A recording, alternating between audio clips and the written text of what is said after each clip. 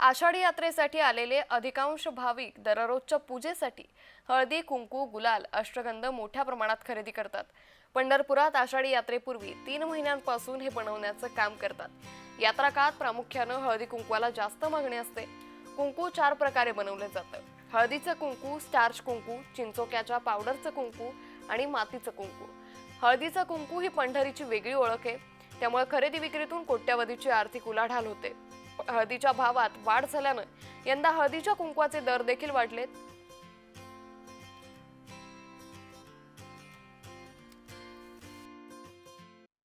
आपला इथे पंढरपूरमध्ये श्री स्वामी समर्थ कुंकू फॅक्टरी या नावाने गेल्या 40 वर्षापासून आपण हा इथे व्यवसाय करतोय।